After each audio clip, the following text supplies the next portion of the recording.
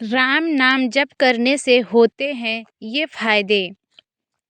एक व्यक्ति हमेशा राम नाम का जप किया करता था।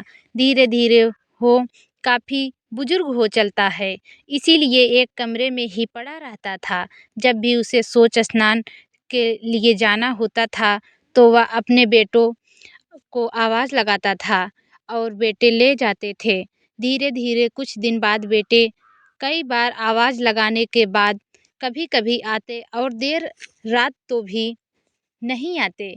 इस दौरान वे कभी-कभी गंदे बिस्तर पर ही रात बिता दिया करते थे। अब और बुढ़ापा होने के कारण उन्हें कम दिखाई देने लगा था।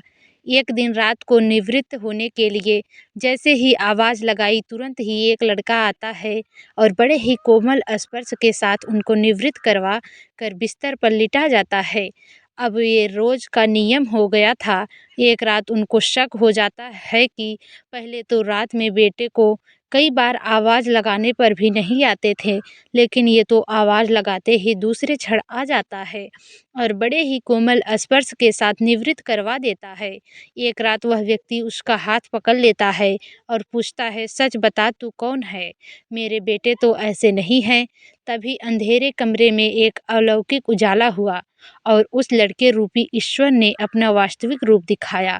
वह व्यक्ति रोते हुए कहता है, हे प्रभु, आप स्वयं मेरे निवृत्ति के कार्य कर रहे हैं। यदि मुझसे इतने प्रश्न हैं तो मुक्ति ही दे दो ना।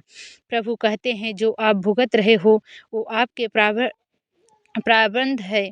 आप मेरे सच्चे साधक थे, हर समय मेरा नाम जाप करते हैं, इसीलिए मैं आपके प्रबंध भी सच्ची साधना के कारण स्वयं कटवा रहा हूँ।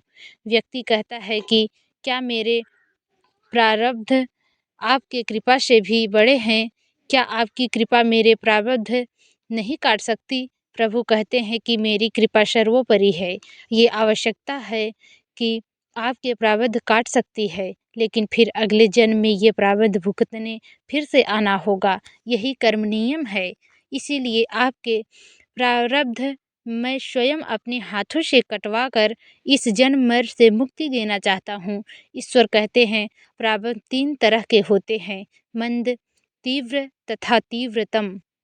मंद प्रारब्ध मेरे नाम जपने पर कट जाते हैं, पर तीव्रतम प्रारब्ध भुगतने ही पड़ते हैं, चाहे अवतार होकर आओ। लेकिन जो हर समय श्रद्धा और विश्वास से मुझे जपते हैं, उनके प्रारब्ध मैं स्वयं साथ रहकर कटवाता हूँ और तीव्रता एहसास नहीं होने देता हूँ। प्रारब्ध पहले रचा फिर तुलसी चिंता क्यों करे, भज ले श्री राजवीर, जय जय सिया राम।